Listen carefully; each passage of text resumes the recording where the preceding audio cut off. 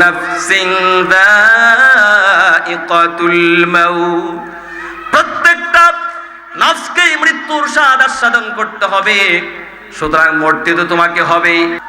নবী করিম সাল্লাল্লাহু আলাইহি সাল্লাম দুনিয়া থেকে বিদায় হয়ে যাবেন, মালাকুল মউত যমদূত ঘরের দরজায় এসে করাঘাত করছে। আল্লাহর হাবিব বললেন, ফাতেমা রে যাও মা দরজাটা খুলে দাও। হযরত ফাতেমা ঘরের দরজা খুলে দিলেন, দেখলেন বিশাল বৃহদাকারের একজন মানুষ, যার মাথা আসমানে পা হচ্ছে জমিনে। এত বড় বিশাল বৃহদাকারের মানুষ হযরত ফাতেমা কোনোদিন দেখে নাই, ভয় পেয়ে ঘরের দরজা বন্ধ করে দিচ্ছে। আল্লাহর হাবিব বললেন, মা দরজা কেন বন্ধ করলে? তুমি কি চিনো নাই এ তো দুনিয়ার কোনো সাধারণ মানুষ নয়, এ হচ্ছে মালাকুল মউত যমদূত। হযরত ফাতেমা বলে, আব্বা জান আপনি হলেন অসুস্থ, এই মুহূর্তে আপনার কাছে কেন আসছে? এই মুহূর্তে আপনার কাছে কেন আসছে? আমি জানি আপনার রূহ কবজ করার জন্য আসছে, দরজা আমি খুলতে পারবো না। আল্লাহর হাবিব বললেন, মা ফাতেমা পাগলামি করো না, আদম সফিউল্লাহ থেকে নিয়ে আমার পর্যন্ত, এমনকি কিয়ামত পর্যন্ত যত মানুষ এসেছিল এবং কি আসবে, কোনো মানুষের কাছে যাওয়ার জন্য তার কোনো পারমিশন লাগে না, অনুমতি লাগে না, দরজা লাগে না, জানালা লাগে না। শুধুমাত্র তোমার বাবা রাহমাতুল লিল আলামিন সাইয়্যিদুল মুরসালিনের সম্মানের খাতিরে মালাকুল মউত এসে দরজার ভিতরে অনুমতি প্রার্থনা করে আল্লাহু আকবার বলেন। এ মা পাগলামি করো না, দরজা তুমি খুলে দাও। হযরত ফাতেমা দরজাটা খুলে দিলেন, মালাকুল মউত ঘরের ভিতরে চলে আসলেন। হযরত জিব্রাইল রাসূলের পাশে বসে আছেন, জিব্রাইলও কান্দে, কারণ নবীজির সময় টাইমস আপ, সময় ফুরিয়ে গেছে। জিব্রাইল কেন কান্দে? বলি ইয়া রাসূলুল্লাহ, এই দুনিয়ার বুকে কত নবী রাসূলের কাছে আমি আসছি, কোন নবীর কাছে আমি 10 বার আসছি, কোন নবীর কাছে আমি 20 বার 100 বার আসছি, কিন্তু ইয়া রাসূলুল্লাহ, ইয়া হাবিবাল্লাহ, আপনার কাছে কোরআনের ওহী নিয়ে আমি 24,000 বার আসছি। ওগো আল্লাহর হাবিব, আপনার কাছে তো আমি আর ওহী নিয়ে আসতে পারবো না, এজন্য জিব্রাইল কান্দে। আজকে আমরা আলোচনা করব কোরআনুল কারীম থেকে বিশেষত মৃত্যু নিয়ে। এই পৃথিবীর জগৎ এমন একটা জগৎ, এই পৃথিবীতে আমরা কেউ থাকতে পারবো? চিরকাল কি থাকা যাবে এই পৃথিবীতে? বলেন ভাই। স্বয়ং এই দুনিয়াতে আমরা কেউ থাকতে পারবো না, কিন্তু এরপরেও রাসূল করিম সাল্লাল্লাহু আলাইহি সাল্লাম বলেছেন, ইসনাতানি ইয়াকরাহুমা ইবনু আদম, আদম সন্তানদের দুটি অভ্যাস হচ্ছে ইয়াকরাহুল মাউত। পৃথিবীর সমস্ত আদম সন্তান তারা মৃত্যুকে অপছন্দ করে। অতসাল মাউতু খায়রুল লিল মুমিনি মিনাল ফিতনা, ফিতনার জমানায় আসার আগে, ফিতনায় পড়ে যাওয়ার চেয়ে মুমিনের আগে ভাগে মৃত্যুবরণ করাটা হচ্ছে উত্তম। 2 নাম্বার, মুমিন বান্দা আদম সন্তান ওয়ায়াকরাহু কিল্লাতাল মাল, সম্পদের স্বল্পতা, এটাকে মুমিনরা সব সময় পছন্দ করে। কিন্তু আল্লাহর হাবিব সাল্লাল্লাহু আলাইহি সাল্লাম বলেছেন, ওয়া আকাল্লুল হিসাব, যার সম্পদ যত কম হবে আল্লাহ রাব্বুল আলামিনের কাছে তার হিসাবটাও তত কম হবে। এই জন্য বন্ধুগণ, এই দুনিয়াতে আমরা চিরকাল থাকবো না। ক্ষমতা দিয়ে যদি মৃত্যুকে দূরে সরানো যেত, তাহলে ফেরাউন কোনোদিন মারা যেত না।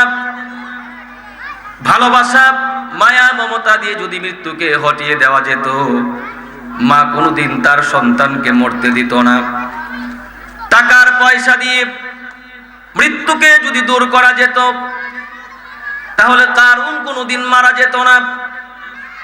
বিশুদ্ধ বিশ্বাস দিয়ে মৃত্যুকে যদি বিনাশ করে দেওয়া যেত, তাহলে স্ত্রী কোনোদিন তার স্বামীকে মরতে দিত। এই জন্য ভাইয়েরা আমার, এই দুনিয়ার জীবন এমন একটা জীবন, এমন একটা জিন্দেগি, এই দুনিয়াতে আমরা কেউ চিরকাল কিন্তু থাকতে পারবো না। যদি এই পৃথিবীতে কেউ থাকতেন আমার আপনার নবী রাহমাতুল লিল আলামিন সাইয়্যিদুল মুরসালিন নবী মুহাম্মদুর রাসূলুল্লাহ সাল্লাল্লাহু আলাইহি ওয়াসাল্লাম থাকতেন। আল্লাহর হাবিব যেহেতু দুনিয়াতে নাই, তিনিও যেহেতু দুনিয়া থেকে চলে গেছেন, আমাদের সবাইকে চলে যেতে হবে। আমার বন্ধুগণ, আল্লাহর হাবিব সাল্লাল্লাহু আলাইহি ওয়াসাল্লাম কিভাবে তিনি বিদায় হলেন এই দুনিয়া থেকে? নবী করিম সাল্লাল্লাহু আলাইহি সাল্লামের ইন্তিকালের 81 দিন পূর্বে বিদায় হজের ভাষণে জাবালে রহমতের পাদদেশে দাঁড়িয়ে আরাফার ময়দানে সোয়া লক্ষ সাহাবীদের সামনে আল্লাহর হাবিব সাল্লাল্লাহু আলাইহি ওয়াসাল্লাম যখন ভাষণ দিচ্ছিলেন, বিদায় হজের ভাষণ, ঠিক এই মুহূর্তে আল্লাহ রাব্বুল আলামিন কুরআনুল কারীমের আয়াত নাজিল করলেন, আল ইয়াউমা আকমালতু লাকুম দীনাকুম ওয়া আতমামতু আলাইকুম নি'মাতি ওয়া রাদিতু লাকুমুল ইসলাম দীনা। জোরে পড়েন আল্লাহু আকবার।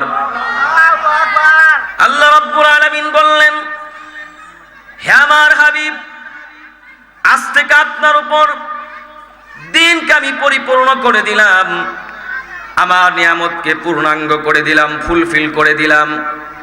আপনার জন্য ইসলাম ধর্মকে আমি নবীজি চয়েস করে নিলাম, পছন্দ করে নিলাম।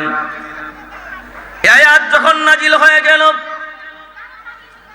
সাহাবায়ে কেরামের ভিতরে রাদিয়াল্লাহু তাআলা আনহু ইসলাম গ্রহণ করার অপরাধে আগুনের অঙ্গারের উপর চিৎ করে হযরত খাব্বাবকে চিৎ করে শোয়া দেওয়া হয়েছে, হাত পা বেঁধে। চামড়া গলে গলে যায়, চর্বি গলে গলে যায়, দুর্গন্ধ সৃষ্টি হয়ে যায়। এরপরেও ওরা খাব্বাবকে ছাড়ে নাই, খাব্বাব কালেমা ছাড়ে নাই, ইসলাম ছাড়ে নাই। সাহাবায়ে কেরামের এগুলো মুসলমান মনে পড়ে যায়, সাহাবায়ে কেরামের মনে পড়ে যায় হযরত ইয়াসার রাদিয়াল্লাহু তাআলা আনহুকে কালেমা গ্রহণ করার অপরাধে হযরত ইয়াসার রাদিয়াল্লাহু তাআলা আনহুকে দুই ঘোড়ার ভিতরে দুই পা বেঁধে দিয়া দুই ঘোড়াকে দুই দিকে হাঁকিয়ে দেওয়া হয়েছে। মুরগির রানের মতো হযরত ইয়াসারকে দুনিয়া থেকে বিদায় করা হয়েছে।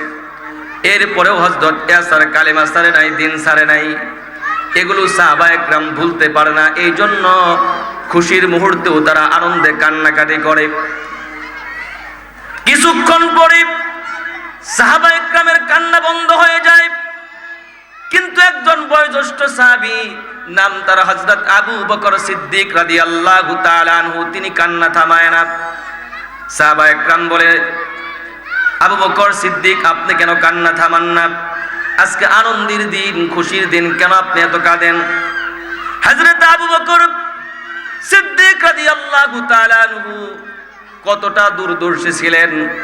উনি বললেন, শোনো শোনো আমার সাথী বর্গরা, তোমরা যে আয়াত শুনে এতটা আনন্দিত হচ্ছ, এই আয়াতটা শোনার কারণে আজকে আমার চোখ দিয়ে পানি পড়ে। কারণ আমার মনে হচ্ছে এই যে আয়াতখানা নাজিল হয়ে গেল, দিন পরিপূর্ণ হয়ে গিয়েছে। আমার দিল সাক্ষী দেয়, দিনের নবী রাহমাতুল লিল আলামিন বেশি দিন আর আমাদের মাঝে থাকবে না। অতি শীঘ্রই তিনি আমাদেরকে এতিম করে, হাসান আর হুসাইনকে এতিম বানিয়ে, আমাদের আম্মা জানদেরকে বিধবা বানিয়ে দুনিয়া ছেড়ে চলে যাবেন। এই জন্য আমি কাঁদি। ঠিক তাই হলো আমার ভাইয়েরা, নবী করিম সাল্লাল্লাহু আলাইহি ওয়াসাল্লামের ইন্তেকালের 18 দিন পূর্বে নবীজি ভীষণ অসুস্থ হয়ে পড়লেন। এরপরও স্ত্রীদের হক তিনি আদায় করতেছিলেন। বিশেষ করে যখন মাত্র 3 দিন আছে নবী করিম সাল্লাল্লাহু আলাইহি ওয়াসাল্লাম দুনিয়া থেকে বিদায় হয়ে যাবেন, হযরত ফজল ইবনে আব্বাস এবং হযরত আলী কাররামাল্লাহু ওয়াজহা দুজন আল্লাহর হাবিবের দুই হাতখানা ধরে আম্মাজান মাইমুনা রাদিয়াল্লাহু তাআলা আনহার ঘর থেকে ধরে ধরে আম্মাজান আয়েশা সিদ্দিকার ঘরে নিয়ে গেলেন। নবী করিম সাল্লাল্লাহু আলাইহি ওয়াসাল্লামকে যখন ধরে নিয়ে যাওয়া হচ্ছিল, আল্লাহর হাবিব এতটাই অসহায় ছিলেন, দুর্বল ছিলেন। নবীজির পা মুবারক জমিনের ভিতরে শেষ রাত ছিল। আম্মা জান আয়েশার ঘরে ঢুকি বললেন, আয়েশা রে, বেশি দিন মনে হয় আমি আর দুনিয়াতে থাকবো না, আমার বুকের ভিতরে ব্যথা অনুভব হয়। খাইবারের দিন ওই যে ইহুদি মহিলা গোশতের সাথে বিষ মিক্স করে আমাকে খাইয়েছিল, তখন যে যন্ত্রণা আমি অনুভব করেছিলাম, এখনো সেই যন্ত্রণা আমি অনুভব করতেছি। বন্ধুগণ, আমার আল্লাহর হাবিব দুনিয়া ছেড়ে চলে যাবেন যেদিন, নবী করিম সাল্লাল্লাহু আলাইহি সাল্লাম মসজিদে নববীতে নামাজ যাওয়ার জন্য বললেন, হে আমার সাহাবায়ে কেরাম, তোমরা আমাকে একটু ধরে তোলো। আল্লাহর হাবিবকে ধরে তোলা হলো। নবীজি কিছুক্ষণ পরে আবার সেন্সলেস হয়ে পড়ে গেলেন। একবার নয়, দুইবার নয়, নবী করিম সাল্লাল্লাহু আলাইহি সাল্লামকে তিনবার তোলা হয়েছিল। কয়বার?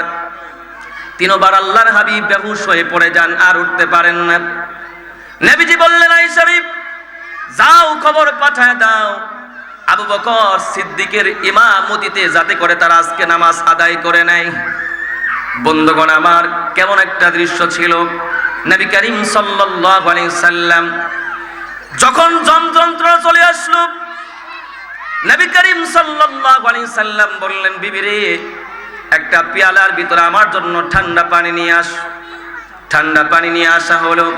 নবীজি হাতটা পানির ভিতরে ভিজালেন, ঢুকালেন, ঠান্ডা হাত দিয়ে বুকের ভিতরে বারবার মাখতেছিলেন, ডলতেছিলেন, মুছতেছিলেন, আর দোয়া করতেছিলেন, আল্লাহুম্মা হাউফিন আলাইয়া সাকারাতিল মাউত। হে আল্লাহ তাআলা, আমার জন্য তুমি মৃত্যুর যন্ত্রণাটাকে সহজ করে দাও। সুবহানাল্লাহ বলেন। যেই নবী হ্যাঁ বললে হালাল হয়ে যায়, না বললে সেটা হারাম হয়ে যায়। যেই নবীজি সাল্লাল্লাহু আলাইহি সাল্লাম চাঁদ দ্বারা ইশারা করলে চাঁদ দ্বিখণ্ডিত হয়ে যায়, পা উঁচু করলে সাত আসমান পেরিয়ে ধুলুক বুলুক সারিয়ে আরশে মহল্লায় মুসলমান আল্লাহর বাড়িতে চলে যায়, সেই নবীজির যদি মৃত্যুর যন্ত্রণা হয়, আমি আর আপনি কে মুসলমান? এই জন্য ভাইয়ের, কে আমাদেরকে বললো আমাদের মৃত্যুর যন্ত্রণা হবে না, মৃত্যুর কষ্ট হবে না? এমন কথা কি কেউ বলতে পারবো নাকি? এমন গ্যারান্টি ওয়ারেন্টি কি আমাদের আছে নাকি বলেন ভাই? এই জন্য বন্ধুগণ আমার, এই দুনিয়া ছাড়তে হবে, ওই কবরের দেশে আমাদেরকে যেতে হবে। নবী করিম সাল্লাল্লাহু আলাইহি ওয়াসাল্লাম মৃত্যুর আগ মুহূর্ত দিয়ে সাহাবীদেরকে বললেন, হে আমার সাহাবীরা, যাও যাও, তোমরা একটু বলে আসো, আমি মুহাম্মদ যদি কারো হক নষ্ট করে থাকি, মদিনার ভিতরে ঘোষণা করে আস, এই মুহূর্তে যাতে করে আমার কাছ থেকে তারা প্রতিশোধ নিয়ে নেয়। আল্লাহু আকবার বলেন। রাহমাতুল লিল আলামিন। বন্ধুগণ, তার অন্তরের ভিতরে হিসাব দেওয়ার, জবাবদিহিতার ভয় কেমন? আমার বন্ধুগণ, সাহাবায়ে কেরাম নবীজির মুখ থেকে এমন কথা শুনবার পর এদিক ওদিক তাকাতাকি আরম্ভ করে। নবী করিম সাল্লাল্লাহু আলাইহি সাল্লাম বললেন, সাহাবীরা, এখানে কেন তোমরা বসে আছো? যাও যাও, অতি দ্রুত যাও, মদিনার ভিতরে ঘোষণা করে আসো, আমার সময় ফুরিয়ে গেছে। হযরত আবু বকর সিদ্দিক বললেন, নবীজি, আপনি হলেন মানব জাতির মুক্তির দিশারি, রাহমাতুল লিল আলামিন, আপনি তো মানুষের উপর জুলুম করতে পারেন না, মানুষের হক নষ্ট করতে পারেন না, সুতরাং মদিনার ভিতরে এমন ঘোষণা দেওয়ার কোনো প্রয়োজন নাই। হযরত ফাতেমা বলে, আব্বা জান, আপনি হলেন পরম পবিত্র মানুষ, সুতরাং আব্বা জান, আপনি তো মানুষের উপর কোনোদিন জুলুম করতে পারেন না, সারা জীবন নিজের জীবনটাকে মানুষের জন্য, উম্মতের জন্য বিলিয়ে দিয়েছেন, সুতরাং ইয়া রাসূলুল্লাহি, আমার আব্বা জান এমন ঘোষণা মদিনার ভিতরে দেওয়ার প্রয়োজন নাই। আল্লাহর হাবিব রাহমাতুল লিল আলামিন মুস্কি হাসি মারলেন, বললেন, আমি জানি জানি, আমি রাহমাতুল লিল আলামিন ইচ্ছে করে কারো উপর জুলুম করি নাই, কারো হক আমি নষ্ট করি নাই। তবে আমি যদি আমার অনিচ্ছায় কারো উপর যদি জুলুম করে থাকি, কারো হক যদি নষ্ট করে থাকি, কাল কিয়ামতের দিন মুসিবতের সময় আল্লাহ তাআলার জবাবদিহিতার কাঠগড়া আমাকে তো দাঁড়াতে হবে। জীবন ডায়েরি হচ্ছে তৈরি, হিসাব হবে করা, জীবন ডায়েরি হচ্ছে তৈরি, হিসাব হবে করা, মনে রেখো খোদার কাছে পড়বে একদিন ধরা মানুষ, মনে রেখো খোদার কাছে পড়বে একদিন ধরা। ঠিক কিনা? সাহাবায়ে কেরাম আল্লাহর হাবিবের কথা শোনার সঙ্গে সঙ্গে চলে গেলেন মদিনার ভিতরে, ঘোষণা করতে লাগলেন, ও মদিনার মানুষেরা, তোমাদের কারো উপরও যদি রাহমাতুল লিল আলামিন জুলুম করে থাকে তাড়াতাড়ি আসো, প্রতিশোধ নিয়ে যাও। এই ঘোষণা শুনবার পরে মদিনার আবাল বৃদ্ধ বনিতা, ছোট ছোট বাচ্চারা সবাই ঘর থেকে বের হয়ে আসলো। ভাইরা আমার, মদিনার ফুলগুলো সুবাস হারিয়ে ফেললো, খেজুর গাছের পাতাগুলো নিচের দিকে ঝুঁকে গেল। মদিনার মানুষেরা বলতে লাগলো, হে আবু বকর সিদ্দিক, মদিনার ভিতরে এমন ঘোষণা দেওয়ার কোনো প্রয়োজন নাই, কারণ রাহমাতুল লিল আলামিন কোনদিন সে মানুষের উপকার ছাড়া অপকার করে নাই, ক্ষতি করে। সুতরাং তোমরা চলে যাও। আমার বন্ধুগণ, নবী করিম সাল্লাল্লাহু আলাইহি ওয়াসাল্লাম সাহাবায়ে কেরামদেরকে নিয়ে বসে আছে। ঠিক এই মুহূর্তে গোল্ডেন অপরচুনিটি, সুবর্ণ সুযোগ মনে করে উকাশা নামে একজন লোক দাঁড়িয়ে যায়, বলে, রাহমাতুল লিল আলামিন, আপনার কাছ থেকে আমি একটা প্রতিশোধ নিতে চাই। নবী করিম সাল্লাল্লাহু আলাইহি সাল্লাম ডেডলি কন্ডিশন, মৃত্যু শয্যায় শায়িত। এই মুহূর্তে উকাশার কথা শুনে সাহাবায়ে কেরাম অবাক হয়ে যায়। সাহাবীরা বলে, আরে কি তুমি প্রতিশোধ নিতে চাও? আল্লাহর হাবিব রাহমাতুল লিল আলামিনের অবস্থা বড় কঠিন চলতেছে, নবীজি কিছুক্ষণের মধ্যেই দুনিয়া থেকে বিদায় হয়ে যাবেন, সুতরাং প্রতিশোধ যদি নিতে হয় আমাদের কাছ থেকে নাও। কিসের প্রতিশোধ তুমি নিতে চাও? উকাশা বলে, ইয়া রাসূলুল্লাহ, উহুদ যুদ্ধের ভিতরে আপনি একটা উটের উপর বসা ছিলেন, আমিও আরেকটা উটের উপরে ছিলাম নবীজি। হঠাৎ করে বাতাসে আপনার উরু মুবারক থেকে কাপড় সরে যায়, আমি আপনার উরু মুবারকে চুমু এঁকে দেওয়ার জন্য দৌড়িয়ে যখন আসছিলাম, নবীজি আপনার হাতে একটা চাবুক ছিল, চাবুকটা দিয়ে আপনি আঘাত করেছিলেন। ওগো আল্লাহর হাবিব, আমি জানি না আপনি ইচ্ছে করে মেরেছিলেন নাকি অনিচ্ছায় মেরেছিলেন, তবে সেই প্রতিশোধ আমি নিতে চাই। আমার বন্ধুগণ, আল্লাহর হাবিব সরওয়ারে কায়নাত নবী বিছানার ভিতরে শুয়ে আছেন। বললেন, বিবিরা, স্ত্রীরা, হে আমার সন্তানেরা, হে ফাতেমা, তুমি আমাকে একটু ধরে তোলো, আয়েশা তুমি আমাকে একটু ধরে তোলো। আল্লাহর হাবিবকে ধরে তোলানো হলো। নবী করিম সাল্লাল্লাহু আলাইহি সাল্লাম নিজের শিয়রের পাশ থেকে একটা চাবুক দিলেন, উকাশার হাতে দিয়ে বললেন, উকাশা, এই নাও তোমার হাতে চাবুক দিলাম, মনের স্বাদ মিটিয়ে মাধুরী মিশিয়ে তুমি আমার কাছ থেকে প্রতিশোধ গ্রহণ করো। আল্লাহু আকবার। উকাশা বলি, ইয়া রাসূলুল্লাহ, আপনি যখন আমাকে আঘাত করেছিলেন আমার গায়ে কোনো কাপড় ছিল না নবীজি, আমার পিঠে কোনো কাপড় ছিল না, সুতরাং ইয়া রাসূলুল্লাহ, আপনার গায়ের জামাটা আপনি খুলে ফেলেন, খালি গায়ে আমি আঘাত করতেছি। আল্লাহর হাবিব গায়ের জামাটা খুলে ফেললেন। এবার উকাশার হাতে যখন চাবুকটা দেওয়া হয়, উকাশা হাতের চাবুকটা অনেক দূরে নিক্ষেপ করলো। আল্লাহর হাবিব সাল্লাল্লাহু আলাইহি সাল্লামের পিছনে মোহরে নবুয়ত দিয়ে একটা ছিল কবুতরের ডিমের মতো, মোহরে নবুয়তে উকাশা চুমু আঁকতে আরম্ভ করলো। আল্লাহু আকবার। আর বলল, ইয়া রাসূলুল্লাহ, আপনি হলেন রাহমাতুল লিল আলামিন, পৃথিবীর বুকে এমন কে আছে গো নবী আপনার কাছ থেকে প্রতিশোধ গ্রহণ করবি? বহুদিনের তামান্না ছিল, আশা আকাঙ্ক্ষা ছিল, ইয়া রাসূলুল্লাহ, আপনার পিছনের মোহরে নবুয়তখানা চুমু দিয়ে আমি আমার নিজের জন্য জান্নাতকে ওয়াজিব করব, জাহান্নামকে আমি হারাম করব। এই জন্য আজকে আমি এমন সিচুয়েশন, এমন ঘটনা আমি ঘটাইলাম। আমার বন্ধুগণ, আল্লাহর হাবিব রাহমাতুল লিল আলামিন এতটাই খুশি হয়ে গেলেন, বললেন, সাহাবীরা, রে তোমরা যদি কোনো জান্নাতি মানুষ দেখতে চাও তাহলে আমার সাহাবী উকাশাকে তোমরা দেখে নাও। সুবহানাল্লাহ। নবী করিম সাল্লাল্লাহু আলাইহি সাল্লাম দুনিয়া থেকে বিদায় হয়ে যাবেন। মালাকুল মউত জমদূত ঘরের দরজায় এসে করাঘাত করছে। আল্লাহর হাবিব বললেন, ফাতেমা রে, যাও মা, দরজাটা খুলে দাও। হযরত ফাতেমা ঘরের দরজা খুলে দিলেন। দেখলেন বিশাল বৃহদাকারের একজন মানুষ, যার মাথা আসমানে, পা হচ্ছে জমিনে। এত বড় বিশাল বৃহদাকারের মানুষ হযরত ফাতেমা কোনোদিন দেখে নাই। ভয় পেয়ে ঘরের দরজা বন্ধ করে দিচ্ছে। আল্লাহর হাবিব বললেন, মা, দরজা কেন বন্ধ করলে? তুমি কি চিনো নাই এ তো দুনিয়ার কোনো সাধারণ মানুষ নয়, এ হচ্ছে মালাকুল মউত জমদূত।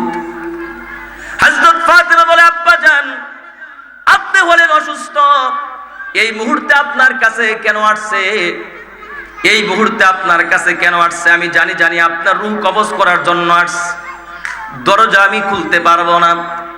আল্লাহর হাবিব বললেন, মা ফাতেমা পাগলামি করো না।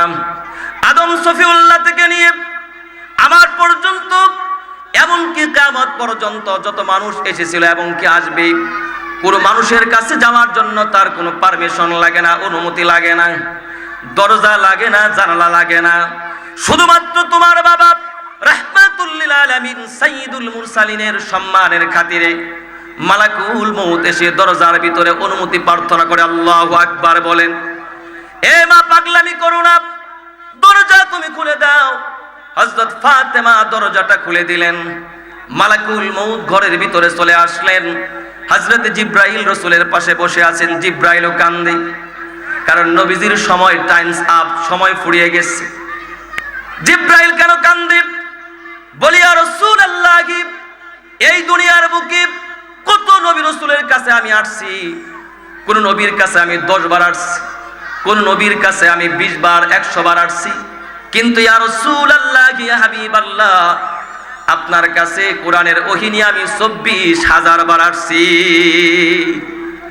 ও আল্লাহর হাবিব, আপনার কাছে তো আমি আর ওহী নিয়ে আসতে পারবো না। এই জন্য জিব্রাইল কান্দে। মালাকুল মউত মুসলমান নবীজির শিয়রের পাশে বসে আছে। বলি, ইয়া রাসূলুল্লাহ, আপনার জন্য 2টা অপশন আছে। 1 নম্বর অপশন আল্লাহ পাক দিয়েছেন, দুনিয়াতে যদি আপনি থাকতে চান কিয়ামত পর্যন্ত আপনার হায়াতকে প্রলম্বিত করা হবে। 2 নম্বরে, আর যদি দুনিয়া ছাড়তে চান আপনার জন্য এই মুহূর্তে আল্লাহ পাক 7 আসমানকে সাজিয়েছেন, জান্নাতের সমস্ত দরজাকে আল্লাহ পাক ওপেন করে দিয়েছেন, জান্নাতের সমস্ত হুর গেলমানগুলো আপনার জন্য সাজসজ্জিত হয়ে বসে আছে, আসমানের সমস্ত দরজা খুলে দেওয়া হয়েছে। ইয়া রাসূলুল্লাহ, ইয়া হাবিবাল্লাহ, বলুন আপনার ওপিনিয়নটা কি? আপনি কি দুনিয়াতে থাকবেন নাকি চলে যাবেন? স্বয়ং আল্লাহ রাব্বুল আলামিন আপনার অপেক্ষায় অপেক্ষমান আছে গো নবী। নবী করিম সাল্লাল্লাহু আলাইহি সাল্লাম কাঁদতে আরম্ভ করলেন। আল্লাহর হাবিব সাল্লাল্লাহু আলাইহি ওয়াসাল্লাম মুসলমান কাঁদেন। মালাকুল মউত বলে, ইয়া রাসূলুল্লাহ, আপনি কেন কাঁদেন? আপনি কি আপনার মেয়ে ফাতেমার জন্য কাঁদেন নাকি? আপনার নাতি হাসান আর হুসাইনের জন্য কাঁদেন নাকি? আপনি আপনার মেয়ে ফাতেমার জন্য কেন কাঁদবেন? কারণ আল্লাহ রাব্বুল আলামিন আপনার মেয়ে জান্নাতের ফাতেমাকে জান্নাতের রমণীদের সর্দার বানাবেন। আপনার নাতি হাসান আর হুসাইনকে আল্লাহ রাব্বুল আলামিন জান্নাতি যুবকদের সর্দার বানাবেন। সুতরাং আপনি কেন আফসোস করেন, কেন আপনি কাঁদেন? দিনের নবী রাহমাতুল লিল আলামিন বললেন, না না, আমি আমার মেয়ে ফাতেমার জন্য কাঁদি না, আমার নাতি হাসান আর হুসাইনের জন্য আমি কাঁদি না, আমি কাঁদি আমার গুনাহগার উম্মতের জন্য। রাহমাতুল লিল আলামিন নবী লাখ সালাম, রাহমাতুল লিল আলামিন নবী লাখ সালাম, যার উপরে নাজিল হলো পবিত্র কালাম, রাহমাতুল লিল আলামিন নবী লাখ সালাম, রাহমাতুল লিল আলামিন নবী লাখ সালাম। সকলে বলেন আমিন। আল্লাহর হাবিব বললেন, আমি কাঁদি আমার গুনাহগার উম্মতের জন্য। আমি যখন দুনিয়া থেকে চলে যাব আমার গুনাহগার উম্মতের দায়িত্ব কে নেবে? এই জন্য আমি কাঁদি। সঙ্গে সঙ্গে গায়েব থেকে আওয়াজ আসলো, আল্লাহ রাব্বুল আলামিন বললেন, হে আমার হাবিব, হে আমার বন্ধু, টেনশন করবেন না, চিন্তা আপনি করবেন না। ইন্নী লা আতরুকু উম্মাতাকা ফারদা, আমি আপনার গুনাহগার উম্মতকে একা একা ছেড়ে দিব না। সুবহানাল্লাহ। শুনুন ইয়া রাসূলুল্লাহ, কিয়ামতের ময়দানে হাসরের মাঝে আমি আলাদাভাবে আপনার উম্মতের জন্য হিসাব কিতাবের জন্য আলাদা একটা মাহফিলের আয়োজন করব, প্যান্ডেলের আয়োজন করব। আপনার উম্মতের হিসাবটা আলাদা এক্সক্লুসিভ একটা প্যান্ডেলের ভিতরে আমি নেব। গোপনে গোপনে আপনার উম্মতের হিসাব হবে। এর মানে মুসলমান, পর্দার আড়ালে যদি হিসাব হয়, হিসাব কি কঠিন হবে নাকি সহজ হবে? সূরা বলেন, রাসূলুল্লাহর বরকতে আল্লাহ পাক আমাদের হিসাবটাকে সহজ করে দেবেন। আমি বলতেছিলাম এই দুনিয়াতে আমরা থাকতে পারবো না, দিনের নবী রাহমাতুল লিল আলামিন থাকতে পারে নাই। হযরত মুসা কালিমুল্লাহ এত বড় পাওয়ারফুল নবী ছিলেন। হযরত মুসা কালিমুল্লাহর কাছে যখন মালাকুল মউত বলল আনা মালাকুল মউত, এসে বলল মুসা তোমার জানকে আমি কবজ বলল মুসা আমি আসছি তোমার জানকে কবজ করার জন্য। হযরত মুসা পয়গম্বর কতটা রাগী নবী ছিলেন, উনি যখন রেগে যেতেন মাথার চুলগুলো খাড়া হয়ে পাগড়ির উপর দিয়ে বের হয়ে যেত। হযরত মুসা পয়গম্বর তার এক থাপ্পড়ের ভিতরে মানুষ মরে গেছে এমন ঘটনাও ঘটছে। সেই মুসা পয়গম্বরের কাছে মুসলমান মালাকুল মউত আসছে, এসে বলতেছে আমি তোমার জান কবজ করতে চাই। এই কথা শুনবার পর হযরত মুসা কালিমুল্লাহ জোরে একটা থাপ্পড় মারছে, সাথে সাথে চোখ খুলে পড়ে গেছে। চোখটা নিয়ে আল্লাহর দরবারে চলে গেছে, বলে আল্লাহ কার কাছে আপনি পাঠাইছিলেন, যার জান কবজ করার জন্য আমি গিয়েছিলাম, কিন্তু এমন থাপ্পড় মারছে আমার চোখ খোলায় ফেলছে। আল্লাহ রাব্বুল আলামিন বললেন মালাকুল মউত রে তুমি কি নিয়ম কানুন মেনটেন করে গিয়েছিলে নাকি? বলে কিসের নিয়ম কানুন? আল্লাহ রাব্বুল আলামিন বলেন দাঁড়াও আমি মুসাকে জিজ্ঞেস করি, হে মুসা তুমি কেন মালাকুল মউতকে এত জোরে থাপ্পড় মেরেছো? হযরত মুসা কালিমুল্লাহ বলে আল্লাহ সালাম নাই, কালাম নাই, পারমিশন নাই, কোনো অনুমতি নাই, মানুষের সুরতে আসছে, এসেই বলে দাবি করে আমি মালাকুল মউত।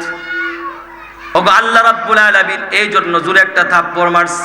আমি ভাবছি এমনি এমনি বোধহয় কেউ।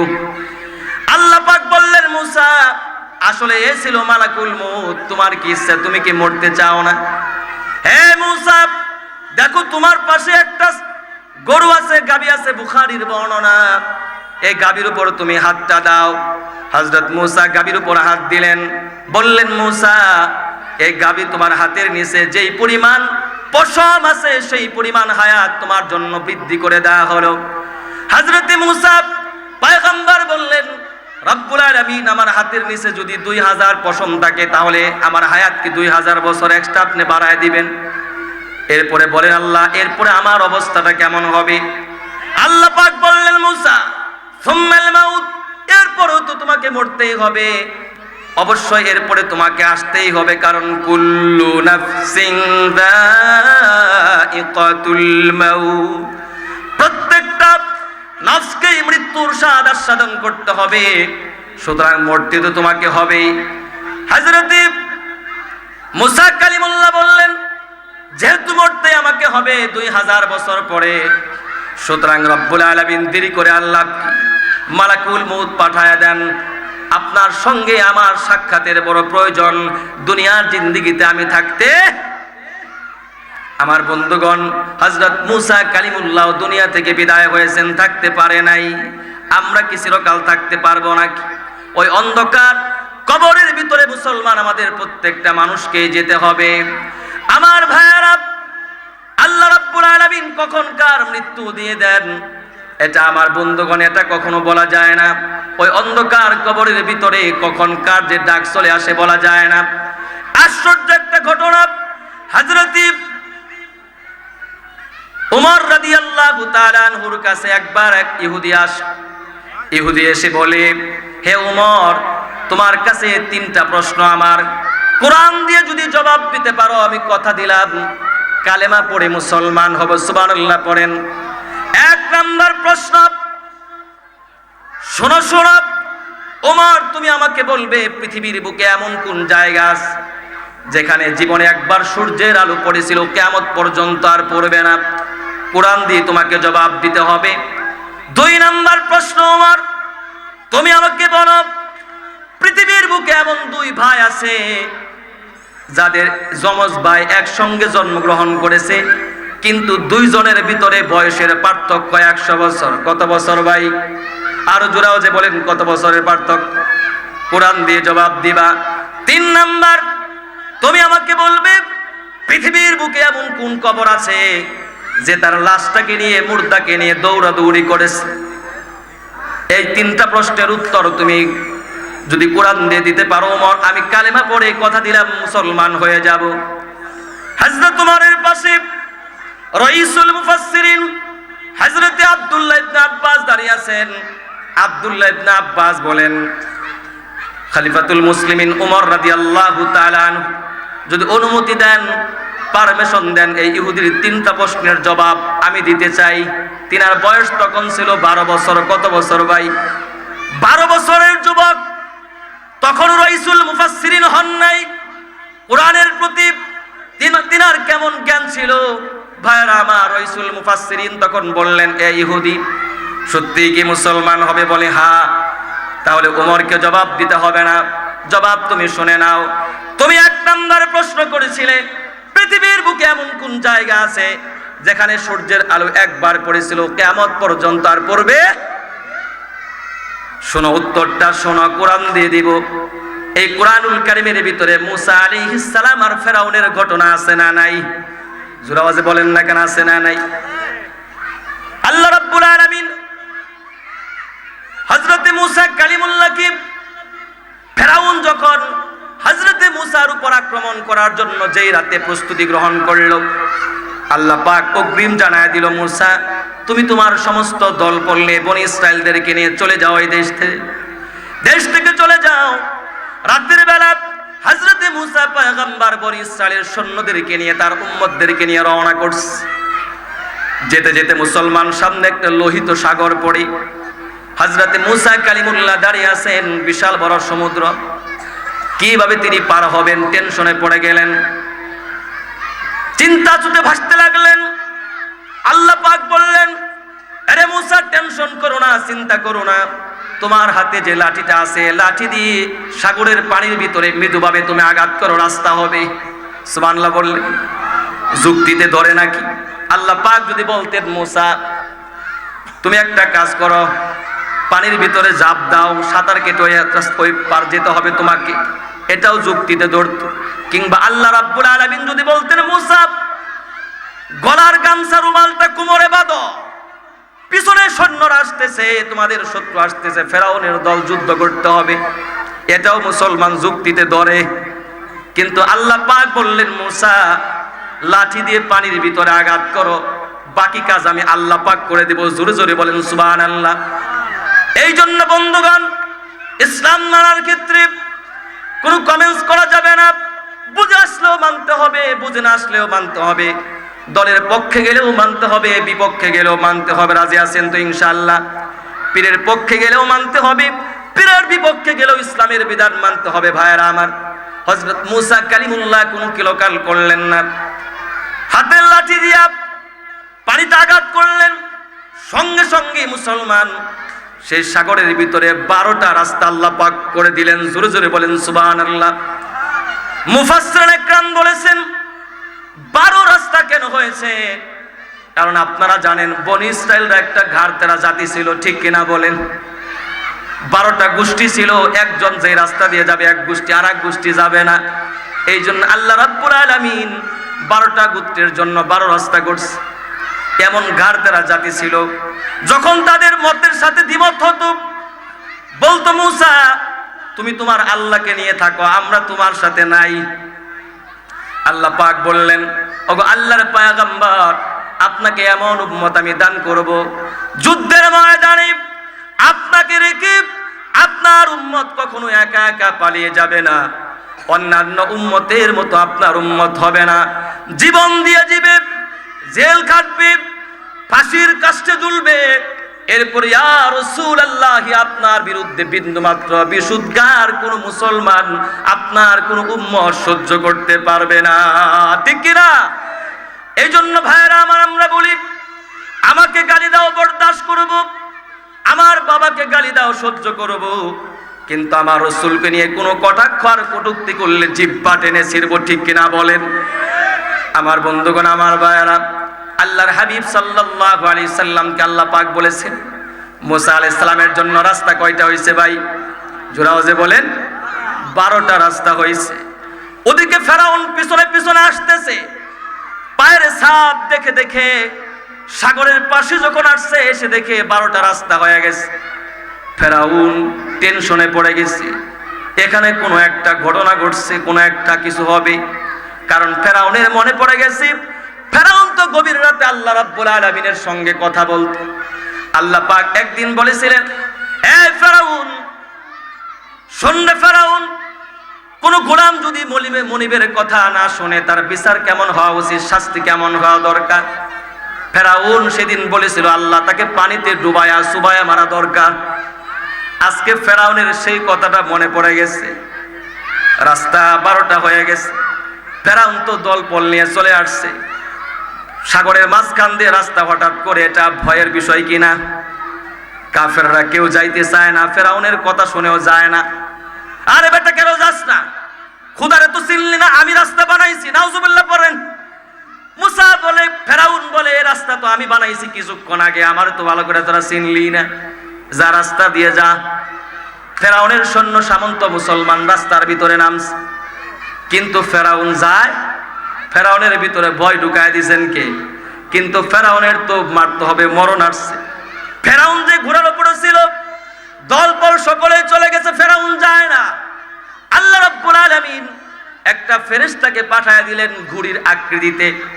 ফেরাউন ঘোড়ার উপরে ছিল, প্রত্যেকটা ঘোড়ার পুলিঙ্গর স্ত্রীলিঙ্গের প্রতি আকর্ষণ করে দিয়েছেন কে? আর জোরে আওয়াজে বলেন কে করে দিয়েছেন? ফেরাউনের ঘোড়া জুড়ে দিছে দৌড়। ফেরাউন শত চেষ্টা করে মুসলমান ঘোড়াকে রাখতে পারে না। এভাবে ঘুড়িও সামনে যায়, ফেরাউনও পিছনে পিছনে যায়। সমুদ্রের মাঝখানে যখন গেছে, সেই ঘুড়িটা ভ্যানিশ হয়ে গেছে। দুই পাশ থেকে আল্লাহ রাব্বুল আলামিন পানি দিয়া ফেরাউন সহ তার সমস্ত দলবলকে মুসলমান লোহিত সাগরে ডুবায়া মারছে। ওদিকে মুসা কালিমুল্লাহ তিনি তার সমস্ত সৈন্যদেরকে নিয়ে, উম্মতদেরকে নিয়ে সাগর পার হয়ে চলে গেছে। আমার বন্ধুগণ, হযরতে রাইসুল মুফাসসিরিন আব্দুল্লাহ ইবনে আব্বাস বলেন, শোনো শোনো, এই যে সমুদ্রের মাঝখান দিয়ে 12টা রাস্তা হয়ে গিয়েছিল, এখানে জীবনে একবার সূর্যের আলো পড়েছিল, কিয়ামত পর্যন্ত আর পড়বে না, কারণ এখানকার পানিও আর শুকাবে না। কোরআন থেকে উত্তর তুমি পাইছো কি পাও নাই? ইহুদি বলে হ্যাঁ পাইছি। 2 নাম্বার প্রশ্ন করেছিলে, এমন 2 জন যমজ ভাই আছে, যেই যমজ ভাই একসঙ্গে জন্মগ্রহণ করেছে, কিন্তু বয়সের ভিতরে পার্থক্য কত বছর? আরো জোরে আওয়াজে বলেন না কত বছর? 100 বছরের পার্থক্য। 2 নাম্বার জবাব শোনো, কুরআনুল কারীমের ভিতরে আল্লাহ রাব্বুল আলামিন হযরত উযাইর আলাইহিস সালামের ঘটনা মেনশন করেছেন, উল্লেখ করেছেন। একবার হযরত উযাইর আলাইহিস সালাম ধ্বংসে পড়ে যাওয়া, পতিত হওয়া জনপদের পাশ দিয়ে যাচ্ছে। হঠাৎ করে তার মাথায় চিন্তা আসলো, আল্লাহ রাব্বুল আলামিন এই মানুষগুলোকে আবার কিভাবে বানাবেন? এমন ধ্বংস হয়েছে, আগে পরে দেয়াল, এরপরে না ছাদ পড়ে, কিন্তু এখানে এমন হয়েছে আগে ছাদ পড়ছে, এরপরে ওয়াল পড়ছে তার উপরে। তিনি বললেন, আল্লাহ সব কিছু বিশ্বাস করি, তবে নিজের চোখে যদি দেখতে পারতাম, আল্লাহ এই যে জনপদটা এমন ভাবে ধ্বংস হয়েছে, এটাকে আবার আল্লাহ তুমি কিভাবে ভালো করবা, নিজের চোখে যদি দেখতে পারতাম। কাইফা তাকফুরুনা বিল্লাহি ওয়া কুনতুম আমওয়াতান ফাআহইয়াকুম সুম্মা ইউমীতুকুম সুম্মা ইউহয়ীকুম সুম্মা ইলাইহি তুরজাউন। জোরে পড়েন আল্লাহু আকবার। আল্লাহ পাক বলেন, how can you disbelieve in Allah? হে মানুষেরা, কিভাবে তোমরা আমি আল্লাহকে অস্বীকার করো? তোমরা মৃত ছিলে, আমি আল্লাহ পাক তোমাদেরকে আবার জীবিত করেছি, আবার তোমাদেরকে মারবো। আমি আল্লাহ রব্বুল আলামিনের কাছে তোমাদের সকলকে ফিরে আসতে হবে। কার কথা? হযরত উযাইর আলাইহিস সালাম এই কথা তো জানে, বিশ্বাস করে, কিন্তু এরপরেও চোখে দেখতে চায় মনে প্রশান্তির জন্য। আল্লাহ যদি দেখতে পারতাম মৃত মানুষ কিভাবে তুমি জীবিত করো, ধ্বংস স্তূপে পরিণত হওয়া জিনিসকে কিভাবে তুমি ভালো করো। সাথে সাথে আল্লাহ রাব্বুল আলামিন হযরত উযাইর আলাইহিস সালামের চোখে ঘুম দিয়ে দিলেন। হযরত উযাইর আলাইহিস সালাম ঘুমিয়ে পড়লেন। 100 বছর কেটে গেল। কত বছর? জোরে আওয়াজে বলেন না ভাই। 100 বছর কেটে গেছে। আল্লাহ পাক বললেন, উযাইর কতদিন তুমি ঘুমিয়েছিলে? বলে, আল্লাহ একদিন কিংবা তার চেয়ে বেশি একটু হবে মনে হয়। বলে, না রে উযাইর, 100 বছর অতিবাহিত হয়ে গেছে, তুমি টের পাও নাই। ভালো করে তাকায় দেখো, যেই জায়গায় তোমার ঘোড়াটা বেঁধেছিলে দেখো ঘোড়াটা আছে নাকি। হযরত উযাইর তাকায় দেখে ঘোড়াটা একেবারে মাটির সাথে মিসমার হয়ে গেছে, তার উপর দিয়ে আবার গাঁট জ্বালায় গেছে, কোনো চিহ্ন টিহ্ন নাই। আল্লাহ পাক বললেন, উযাইর তোমার ব্যাগের ভিতরে দেখো, তুমি যে খাবারগুলো নিয়ে আসছিলে, সফরে যাচ্ছিলে, খাবারগুলো ঠিকঠাক আছে নাকি। আল্লাহর নবী হযরতে উযাইর আলাইহিস সালাম ব্যাগের ভিতরে তাকায় দেখে আঙ্গুরগুলো যেইভাবে এনেছিলেন ঠিক সেইভাবে আছে। সুবহানাল্লাহ বল। সব ক্ষমতার উৎস তুমি, যা ইচ্ছে তাই করো, তোমার হাতে মরণ বাসন সবই তুমি পারো, তোমার হাতে মরণ বাসন সবই তুমি পারো। ঠিক কিনা? ধ্বংস যদি হতে হয় সিরিয়ালে আগে ঘোড়া ধ্বংস হবে নাকি আঙ্গুর নষ্ট হবে? আগে আঙ্গুর নষ্ট হয়, কিন্তু আল্লাহ পাক দেখায় দিলেন সব সিস্টেম আমি চেঞ্জ করতে পারি। আল্লাহ পাক বললেন, উযাইর তাকায় দেখো তোমার ভিতরে কোনো কনফিউশন আছে নাকি, ভালো করে তুমি তাকায় দেখো, যেই জায়গায় তুমি ঘোড়া বেঁধেছিলে ওখানে তুমি ভালো করে তাকাও। হযরত উযাইর পয়গম্বর তাকালেন, একটা ঘোড়ার হাড্ডি আর একটা ঘোড়ার সাথে মিশতে লাগলো। এক পর্যায়ে আমার ভাইয়েরা একটা ভালো ঘোড়া হয়ে গেল। আল্লাহ পাক বললেন, উযাইর রে ভালো করে তাকায় দেখো ঘোড়াটাকে তুমি চিনো নাকি? বলে, হ্যাঁ আল্লাহ এটাই তো আমার ঘোড়া। সুবহানাল্লাহ পড়েন। কয় বিশ্বাস হয়েছে নাকি? আল্লাহ তো বিশ্বাস হয়েছে আমার। আমার বন্ধুগণ, এরপরে আল্লাহ রাব্বুল আলামিন হযরত উযাইর আলাইহিস সালামকে বুঝায় দিলেন, এই যে দুইজন ভাই ছিলেন, ব্যাখ্যা করার সময় নাই, একই সঙ্গে জন্মগ্রহণ করেছে, কিন্তু এই ভাইয়ের 1 বছর হায়াত বেশি, 100 বছর হায়াত বেশি, কারণ ঘুমিয়েই পার করছে। এবার ইহুদিরে বলে রাইসুল মুফাসসিরিন, 2 নম্বর প্রশ্নের জবাব কি তুমি পেয়েছো নাকি? বলে হ্যাঁ পেয়েছি। 3 নম্বর প্রশ্ন, তুমি প্রশ্ন করেছিলে পৃথিবীতে এমন কোন কবর আছে যেই কবর তার লাশ নিয়ে হেঁটেছে? এমন কবর আপনারা দেখছেন নাকি? মুসলমান দেখছেন, অনেকে মনে হয় দেখছে। এমন অবস্থা যদি দেখেন আমরা বাঁচতে পারবো নাকি কবর দৌড় পারে? আরে ভাইয়ের আমার, কবর এমন একটা জগৎ, কবরের পাশ দিয়ে কোনো মানুষ যদি হেঁটে যায়, গভীর রাতে যদি 2 জন মানুষ যায়, হঠাৎ করে যদি বাতাসে একটু বাঁশপাতার আওয়াজ হয়, পাশেরটাকে ভূত মনে হয়, অনেক সময় পাশের তারে রেখে জুড়ে দৌড় মারে। ঠিক কিনা বলেন? আমার ভাইয়েরা, কবর এমন একটা জগৎ, মৃত্যু এমন একটা জীবন, প্রত্যেকটা মানুষকে মৃত্যুর সাদন করতে হবে। স্বামী এবং স্ত্রীর ভিতরে কত ভালোবাসা, কত মায়া। হঠাৎ করে যদি আপনি মারা যান, যেই বেবি রাতের বেলা খাবারগুলো নিয়ে আপনার জন্য অপেক্ষা করত, যতক্ষণ না আপনি বাড়িতে যাইতেন অতক্ষণ আপনার বিবি খাবার গ্রহণ করতো না। আপনি মরে দেখেন মুসলমান, গ্রামের মানুষ যদি বলে রাত্রিবেলা আপনি মারা গেছেন, আপনার বিবিকে বলবে তোমার স্বামীর সাথে যেহেতু 60-70 বছর তুমি কাটাইছো এই ঘরের ভিতরে, সুতরাং সকাল 10টা বাজে যেহেতু জানাজার নামাজ হবে, রাতটাও তুমি তাকে একটু পাহারা দাও। বিবি থাকবে কি? ওই জামাইয়ের সাথে থাকবে। আমরাও কি আমার বিবির সাথে থাকবো? মৃত মানুষকে পাহারা দিব না? কার জন্য হারাম খাবার খাই? এগুলোর জন্যই তো সুদ ঘুষ আর হারামের সাথে জড়িত। আমার বন্ধুগণ, একটা মানুষ বুকটার ভিতরে হাত দিয়ে বলতে পারবেন কি হুজুর 5 বছর বাঁচবো? 5 দিন, 5 ঘন্টা, 5 সেকেন্ড কেউ বলতে পারবো না। এরপরে মুসলমান কেন আমাদের ভিতরে এত অহমিকা, উন্নাসিকতা, আত্মম্ভরিতা আর অহংকার? আমার ভাইয়েরা, রাইসুল মুফাসসিরিন আব্দুল্লাহ ইবনে আব্বাস বলে 3 নম্বর প্রশ্ন তোমার ছিল কবর তার লাশ নিয়ে দৌড়াদৌড়ি করেছে। আল্লাহ রাব্বুল আলামিন কুরআনুল কারীমের ভিতরে হযরত ইউনূস নবীর কথা বলেছেন, কি বলে নাই? হযরত ইউনূস পয়গম্বরকে আল্লাহ রাব্বুল আলামিন এমন একটা গোত্রের প্রতি দাওয়াত দিতে বলছিলেন, তারা ছিল মুসলমান, দীর্ঘদিন পর্যন্ত তিনি কালেমার দাওয়াত দেয়, কিন্তু তার জাতিরা তার দাওয়াত মানে না। এই জন্য আল্লাহ পাকের উইদাউট পারমিশন, অনুমতি না নিয়ে হযরত ইউনূস আলাইহিস সালাম উম্মতের জ্বালায় দেশ ত্যাগ করছে।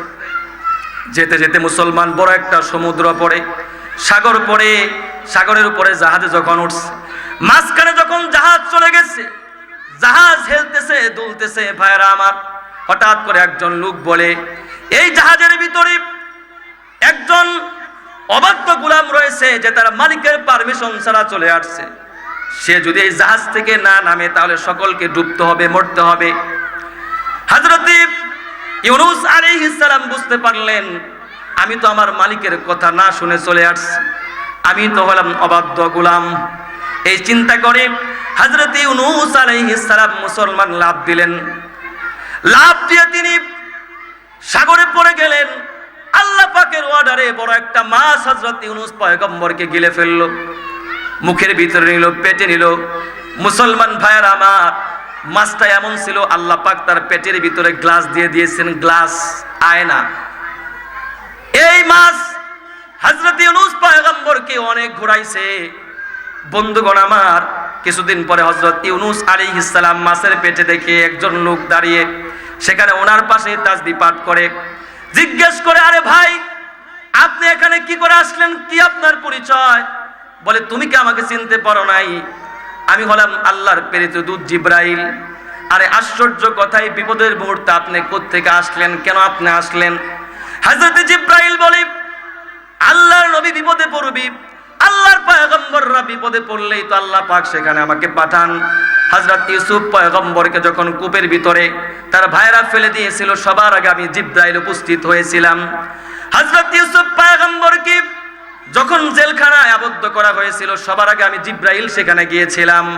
হযরত ইব্রাহিম আলাইহিস সালামকে যখন নমরুদ আগুনের ভিতরে নিক্ষেপ করেছিল, সবার আগে আমি সেখানে গিয়েছিলাম।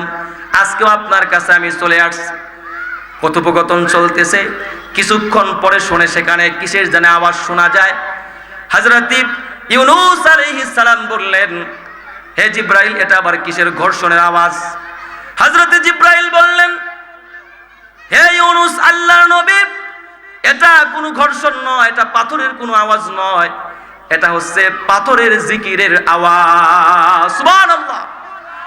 এই পাথর মুসলমান জিকির করতেছে এইটার ভিতরে। এই পাথর সমুদ্রের নিচে জিকির করে।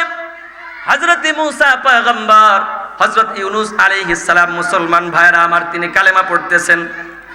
তিনি লা ইলাহা ইল্লা আনতা সুবহানাকা ইন্নী কুনতু মিনাজ জালিমিন, এই দোয়া যখন পড়তেছিলেন, এক পর্যায়ে 40 দিন যখন হয়ে গেল, আল্লাহ রাব্বুল আলামিনের ওয়ার্ডারে মাছটা হযরতে ইউনূস আলাইহিস সালামকে ডাঙ্গায় উগড়িয়ে দিল, শুকনো জায়গায় ফেলে দিয়ে চলে গেল।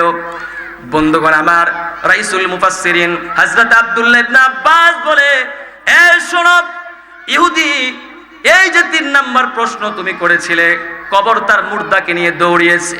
যেহেতু ইউনূস আলাইহিস সালাম 40 দিন পর্যন্ত দুনিয়ার কোনো আলু বাতাস গ্রহণ করে নাই, খাদ্য খাবার গ্রহণ করে নাই, দুনিয়া থেকে পানির ভিতরে গেছে, এর থেকে পানির ভিতরে থেকে আবার মাছের পেটের ভিতরে ঢুকছে। 40 দিন যেহেতু সব কিছু থেকে সে বিচ্ছিন্ন হয়ে গিয়েছিল, মাছের পেটটাই হচ্ছে তার জন্য কবর। আর এই মাছের পেটের ভিতরে যে ছিল ইউনূস আলাইহিস সালাম, 40 দিন সেখানে সে মুর্দা ছিল, মৃত মানুষের মতোই। তো তুমি কি 3 নাম্বার জবাব কুরআন দিয়ে দিয়েছি, জবাব কি তুমি পেয়েছো? কয় হ্যাঁ পেয়েছি। এবার ইহুদি সঙ্গে সঙ্গে কালেমা পড়ে মুসলমান হয়ে যায়। আমার এমন কবরের আযাব এর বর্ণনা তো আমরা অনেকে শুনেছি। দুনিয়াতে থাকতে পারবো না, এই দুনিয়া ছেড়ে যখন আমরা চলে যাব, আপন জনেরা এক একজন এক এক ভাষায় তারা কাঁদতে থাকবে। ভাই সেদিন কাঁদিবে কি ঘুমে ঘুম আলি রে, বোন সেদিন কাঁদিবে কেমনে সাইরা গেলি রে, ভাই কাঁদিবে বোন কাঁদিবে কে দেবে হুশ হবে রে, পিতা মাতা বলবে কেমনে থাকবি একা কবরে, লা ইলাহা ইল্লাল্লাহু বলবে লোকে রে। পড়েন, লা ইলাহা ইল্লাল্লাহু বলবে লোকে রে। এই জন্য ভাইরা আমার, আসুন আমরা পরকালমুখী হই। আমাদের অন্তরের ভিতরে একটা ইনফেকশন হয়েছে, আমার কথা নয়। আল্লাহ রাব্বুল আলামিন কুরআনুল কারীমে সূরাতুল আলার ভিতরে বলেছেন, বাল তুসিরুনাল হায়াতাদ দুনিয়া ওয়াল আখিরাতু খায়রুন ওয়া আবকা। জোরে জোরে পড়েন আল্লাহু আকবার। ইনফেকশন হলো প্রত্যেকটা মানুষ, আমরা জানি we are in very short transition period। এই পৃথিবীতে একটা ক্ষণস্থায়ী টেম্পোরারি সময়ের জন্য আমরা আসছি। এরপরেও মুসলমান পরকালের চিরস্থায়ী সময়ের চেয়ে দুনিয়ার সামান্য সময়টাকে আমরা প্রাধান্য দিচ্ছি, ঠিক কিনা বলেন? এই দুনিয়ার ভালোবাসা কাগজেরই ফুল, দেখতে লাগে সুন্দর বটে, সুবাস নাই বিলকুল, ঠিক কিনা? পথিকি যেতায় থাক না কেন বাড়ি রাখে মনে, কাসার বন্দি বুলবুলিদের মন যে থাকে বনে, মন যে থাকে বনে। আমার ভাইয়ারা, সাহাবায়ে কেরাম কেমন ছিলেন? তিনাদের ভিতরে পরকালের ভয় কেমন ছিল? আমার ভাইয়ারা, পরকাল চিন্তা কেমন ছিল? দুনিয়ার জীবনটা কিভাবে কাটিয়ে গেছেন? আল্লাহর নবীর একজন সাহাবী, নাম ছিল স্যার হযরত আবু উবাইদা ইবনুল জাররাহ রাদিয়াল্লাহু তাআলা আনহু। হযরত ওমর রাদিয়াল্লাহু তাআলা আনহুর শাসনামলের কথা, তিনি যখন তাকে শাম দেশের গভর্নর বানালেন। শাম দেশ ছিল তদানীন্তন সময় এমন একটা সময়, বর্তমানে সিঙ্গাপুর, ইউরোপ, আমেরিকা যেমন, দুবাই যেমন টাকা পয়সা উড়ে, ঠিক ওই সময় মুসলমান শাম দেশে এমন টাকা পয়সা উড়ত। সেখানকার সভ্যতা, কৃষ্টি, কালচার, সংস্কৃতি ভিন্ন রকম ছিল, মদিনার সংস্কৃতি আর এক রকম ছিল। দীর্ঘদিন যখন হযরত আবু উবাইদা ইবনুল জাররাহ রাদিয়াল্লাহু তাআলা আনহুকে হযরত ওমর রাদিয়াল্লাহু তাআলা আনহু পাঠিয়েছেন শাম দেশের গভর্নর বানিয়ে, উনি চিন্তা করলেন দেখি মদিনার সেন্টিমেন্ট, মদিনার যে সংস্কৃতি এখনো তার ভিতরে আছে নাকি সে চলে গেছে, ওই শাম দেশের কৃষ্টি কালচারের সাথে সে মিশে গেছে। কয়েক বছর পরে হযরত উমর ফারুক রাদিয়াল্লাহু তাআলা আনহু খলিফাতুল মুসলিমিন এটা অবজারভেশন করার জন্য চলে গেছেন শামে। বললেন তোমাদের গভর্নর কোথায়? গভর্নরের খবর দেওয়া হলো। হযরত আবু উবাইদা ইবনুল জাররাহ রাদিয়াল্লাহু তাআলা আনহু চলে আসলেন। হযরত ওমর রাদিয়াল্লাহু তাআলা আনহু বললেন, আবু উবাইদা তুমি কেমন আছো? তোমার কার্যালয়ের ভিতরে আনছো, গভর্নরের কার্যালয়ে আনছো, তবে তোমার কাছে আমার একটা আবদার, আমার ভীষণ ক্ষুধা পেয়েছে। উনি আসলে লোক দেখতে গেছে হযরত আবু উবাইদা ইবনুল জাররাহ রাদিয়াল্লাহু তাআলা আনহুর বাড়িঘরটা কেমন, কিভাবে তিনি সাজাইছে এটা দেখার জন্য গেছে। বন্ধুগণ, হযরত ওমর বলে, তুমি কি ভাই তোমার বাড়িতে একটু আমাকে নিয়ে যাইবা নাকি? আমার প্রচন্ড ক্ষুধা লাগছে। হযরত আবু উবাইদা এক্সকিউজ পেশ করে, বাহানা পেশ করে নিয়ে যেতে চায় না। হযরত ওমরের অন্তরের ভিতরে কনফিউশন, সন্দেহ আসছে। মনে হয় ডালমে কুছ কালা হয়, এখানে কোনো কিছু আছে। মনে হয় শাম দেশের কৃষ্টি কালচার আবু উবাইদা ইবনুল জাররাহর সঙ্গে মিশে গেছে। মনে হয় সে লাক্সারিয়াস লাইফে লিড করতেছে, বিলাসবহুল জীবন যাপন করতেছে, এই জন্য তার বাড়িতে নিতে চায় না। কিন্তু হযরত ওমর তো নাসুর বান্দা, বলে ভাই তোমার বাড়িতে আমাকে একটু নিয়ে যাও, আমার প্রচন্ড ক্ষুধা লাগছে। হযরত আবু উবাইদা ইবনুল জাররাহ বললেন ঠিক আছে চলেন। আনরিপেন্টেড হয়ে, নিরুপায় হয়ে হযরত ওমরকে নিয়ে তিনি রওনা করলেন। যেতে যেতে মদিনার একেবারে প্রান্ত সীমায় মদিনা ছেড়ে চলে যাচ্ছেন। হযরত ওমর মনে করতেছেন আবু উবাইদা ইবনুল জাররাহ বুঝি তার বাড়িতে আমাকে নিবে না, অন্য কোনো জায়গায় নিয়ে যাচ্ছে। নিতে নিতে মদিনার শেষ প্রান্তে গিয়ে ছোট্ট একটা ঝুপড়ির সামনে গিয়ে যাত্রা বিরতি করল। হযরত আবু উবাইদা ইবনুল জাররাহ রাদিয়াল্লাহু তাআলা আনহু বললেন, খলিফাতুল মুসলিমিন, এটাই হচ্ছে আমার বাড়ি, এটাই হচ্ছে আমার ঘর। হযরত ওমর দু চোখ দিয়ে দরদর করে পানি ছেড়ে দিলেন। হযরত ওমর কান্দে, দেখতে পেলেন ঘরের ভিতরে একটা নামাজের মুসল্লা বসা আছে, বিছানো আছে। হযরত ওমর বললেন, আইনা মাতাও, তোমার সোফা সেট, আলমারি কোথায়, ফ্রিজ কোথায়? আনতা আমিরুন, তুমি না আমির, তুমি না গভর্নর, তোমার ঘরের এমন অবস্থা কেমন, অবস্থা কেন রে? আবু উবাইদা ইবনুল জাররাহ রাদিয়াল্লাহু তাআলা আনহু বলেন, যে দায়িত্ব আপনি আমাকে দিবেন, ঘুমি তো ঠিকঠাক মতো আসতে পারি না, ঘর সাজাবো কি করে? একটু যদি আমার কাজে ব্যাঘাত ঘটে, কিয়ামতের ময়দানে আল্লাহর কাঠগড়ায় তো আমাকে দাঁড়াতে হবে। আল্লাহু আকবার বলেন। হযরত ওমর বললেন, ভাই আমাকে একটু খেতে দাও, তোমার ঘরে কি কোনো খাবার নাই? হযরত আবু উবাইদা ইবনুল জাররাহ রাদিয়াল্লাহু তাআলা আনহু 3 টুকরা রুটি নিয়ে আসলেন, শুকনা রুটি। খাবার দেখে ফাবাকা ওমর, সিয়ারু আলামিন নুবালায় কিতাবটার ভিতরে আসছে হযরত ওমর কেঁদে ফেললেন। হযরত ওমর কাঁদতে আরম্ভ করলেন আর বললেন, শুকনো রুটি তুমি কিভাবে খাও আবু উবাইদা? আবু উবাইদা বললেন, খলিফাতুল মুসলিমিন, রাষ্ট্রের এত চাপ আমার উপরে, এত দায়িত্ব আমার উপরে, প্রতিদিন তো রান্না বান্না করতে পারি না, এই জন্য খলিফাতুল মুসলিমিন প্রতি সপ্তাহে একজন কাজের লোক ভাড়া করি রান্না বান্না করার জন্য। সে শুধুমাত্র রুটি বানিয়ে দিয়ে যায়, রুটিগুলোকে আমি সুন্দর করে রোদের ভিতরে শুকায়া দেই, আগামীকাল যে রুটিটা খাবো এই রুটিগুলো রাতের বেলা পানিতে ভিজায় রাখি, এভাবে করে আমার জীবন চলে। আমার বন্ধুগণ, হযরত আবু উবাইদা ইবনুল জাররাহ রাদিয়াল্লাহু তাআলা আনহুর কথা শুনে হযরত ওমর রাদিয়াল্লাহু তাআলা আনহু কেঁদে ফেললেন। বললেন, আবু উবাইদা রে, আল্লাহর রাসূলের ইন্তেকালের পরে সাহাবীদের ভিতরে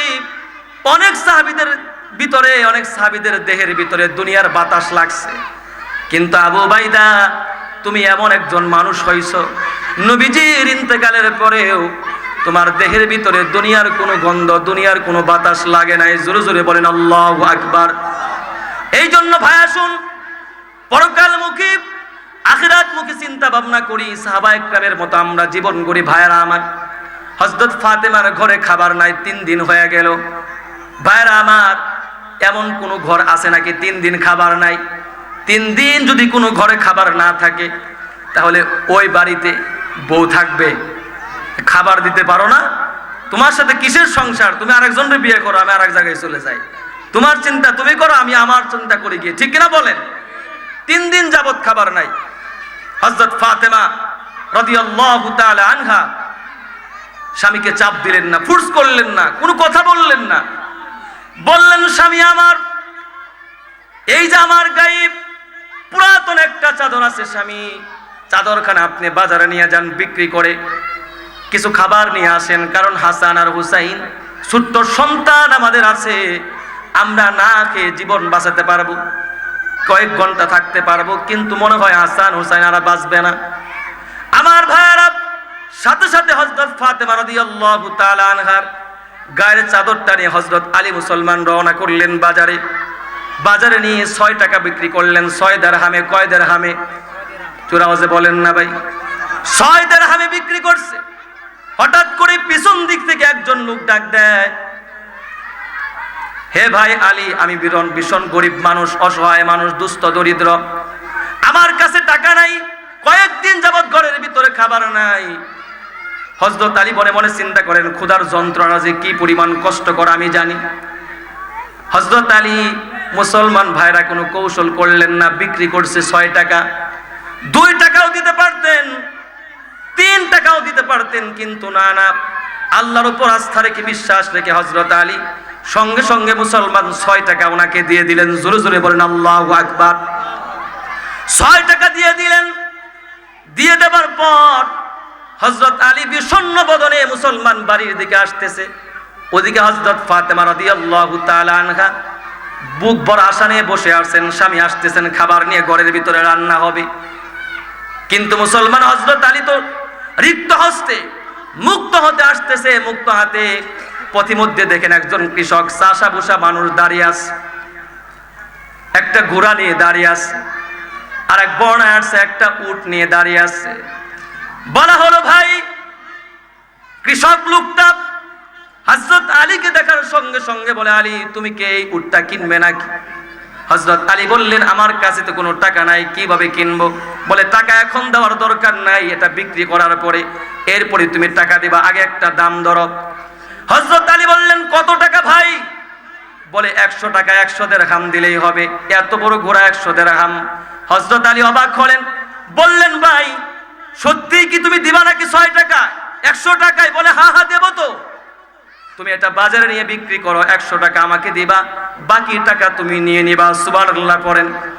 হযরত আলী রওনা করছে, বাজারে যেতেছে, যাওয়ার পথে একজন খরিদ্দার আসছে। খরিদ্দার এসে বলে, এ ভাই, শোনো শোনো, তোমার এই ঘোড়াকে আমার কাছে বিক্রি করবে নাকি? বলে, অবশ্যই বিক্রি করব। কত টাকা দিবেন? বলে, 160 টাকা দেব। জোরে জোরে বলেন সুবহানাল্লাহ। হযরত আলী কোনো দামাদামি করলেন না, মোলামুলি করলেন না, আমার বন্ধুগণ দিয়ে দিলেন। নিয়ে যাও ভাই 160 দিরহাম দিয়ে। ওই ঘোড়াটা উনি ওনার কাছে বিক্রি করে দিলেন।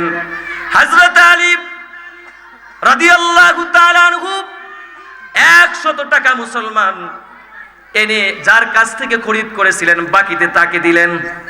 বাকি যে 6 টাকা ছিল 6 টাকা দিয়ে মুসলমান, বাকি যে 60 টাকা ছিল প্রতি টাকার বিনিময়ে 10 গুণ বাড়ায় দিয়েছেন কে? 6 10 60 টাকা পাইছে। 60 টাকা দিয়ে মুসলমান উনি বাজারে গেছেন, বাজার থেকে তৈজসপত্র কিনছেন, খাবার কিনে বাড়িতে গেছে। হযরত ফাতেমা অবাক হয়ে গেছেন, ছোট্ট পুরাতন চাদর বিক্রি করে এত জিনিস আনলেন কি করে?